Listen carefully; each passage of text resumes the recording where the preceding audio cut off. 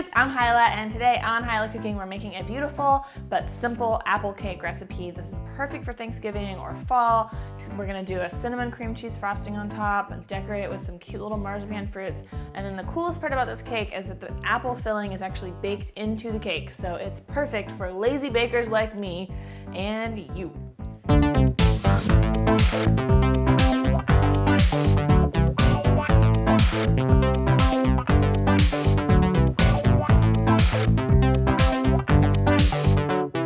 So we're gonna start by making our apple filling, and I'm gonna grate this apple on a big hold of a grater.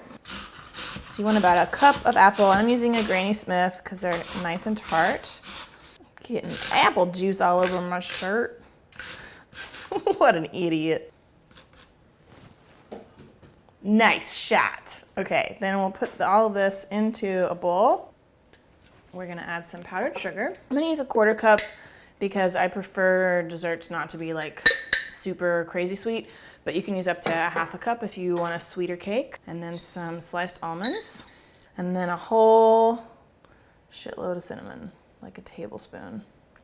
And this cake is a variation on a German cake called a Blitzkuchen. It's a very interesting mixing method that's different from most cakes you'll see.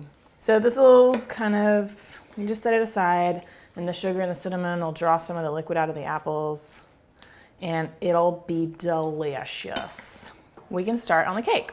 So I've already got my flour and my sugar in this mixing bowl.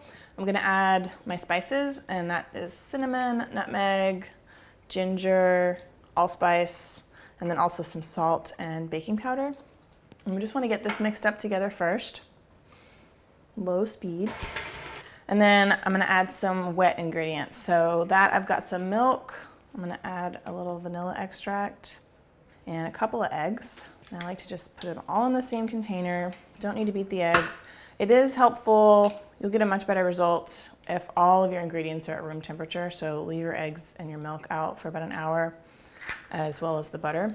Over here, low speed again, we're gonna add this liquid and then increase it to medium and let it go for about a minute. You don't need a stand mixer to do this. You can do it with a regular hand mixer. It is pretty hard to do it by hand. Honestly, I've never tried to do it by hand. I think it would be pretty difficult. So try to get some electricity involved if possible. So we'll just let this go until it's really nice and smooth. I'm gonna turn the heat up a little bit to medium and just let it mix for about 1 minute. So once it's really nice and smooth, we can add the butter. This butter is super soft, you can see, and I'm just gonna add it by the tablespoon or 2 tablespoon little chunks here. It's actually pretty amazing how this cake comes together. You'll see at the end how nice and fluffy it is. It's got all the very soft butter in there. We're gonna let it go for about 30 seconds, and then I'll scrape down the sides. You can see this batter is already getting lighter in color and like creamier looking with that butter. Put it back medium speed and let it go for 2 minutes. All right, 2 minutes later, this is what we're looking at. You can see it's gotten even lighter and fluffier. Then we can divide it up between our 2 pans. So I'm using 2 round pans here. If you have parchment paper, that really does help a lot to line the bottoms. I just happened to run out today. So I've greased them well and then floured them very well also to prevent sticking. So we would just want to divide it as evenly as you can between the 2 cake pans. And you'll have to just kind of spread it out.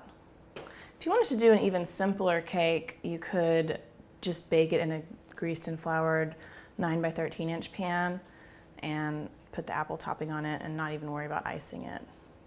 But I'm trying to make it a little festive for the holidays.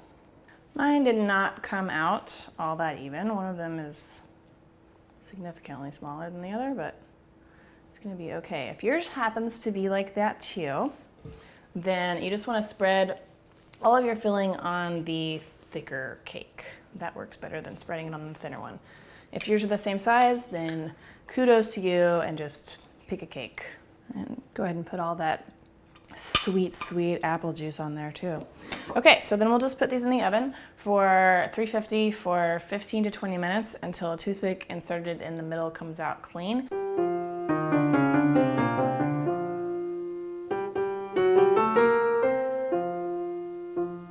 So while our cake bakes, we can make the cream cheese cinnamon icing. So in my mixing bowl, I've got soft butter and cold cream cheese. That's a little tip for making cream cheese frosting. And we want to cream this together until it's nice and smooth. I'm going to add a little bit of vanilla extract.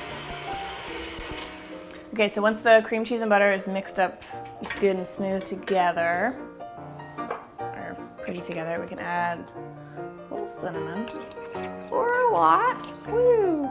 And then we can start sifting in some powdered sugar.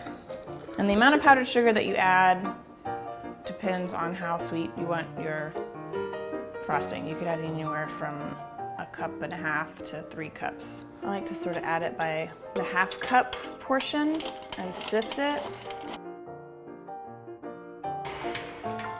And then just when that starts to come together, add another 1/2 cup and keep doing that until your icing looks like a good consistency to you.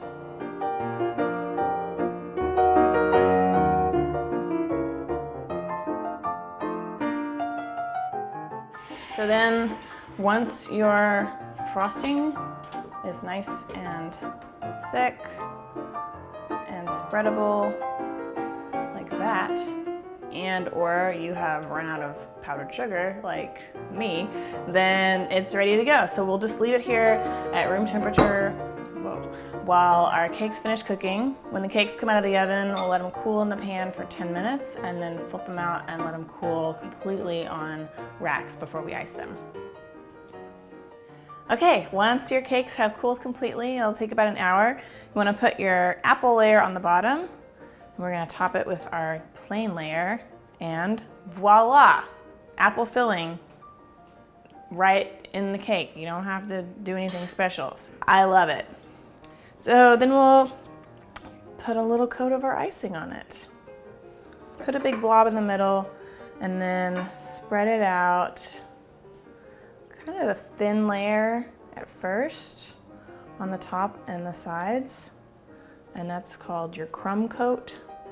And that helps prevent you from getting a bunch of crumbs all in the top layer of the frosting.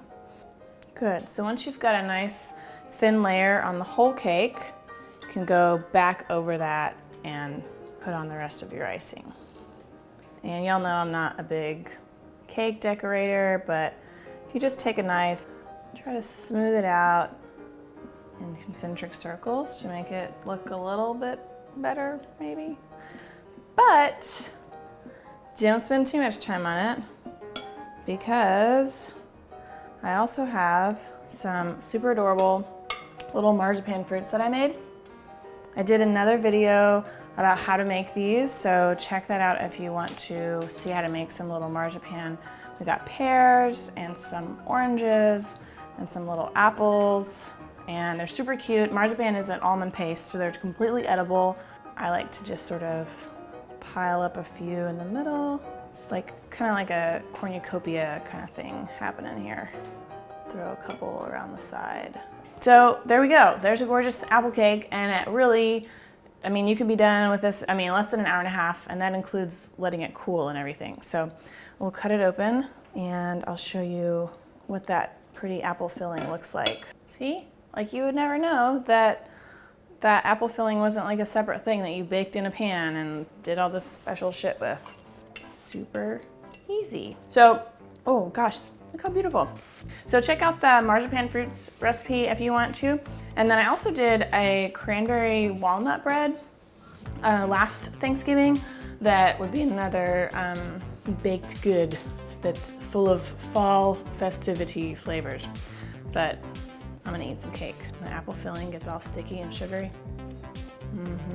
This is delicious. This is one of my favorite cakes of all time. And so easy and so fast. there you go. This apple cake recipe is available on hilahcooking.com in printable format, and as are all of my recipes. Thank you so much for watching. Please don't forget to subscribe if you haven't already. Hope everyone that celebrates Thanksgiving has a great Thanksgiving with lots of things to give thanks for. Thank you for watching. Okay, bye. Rolling. Okay.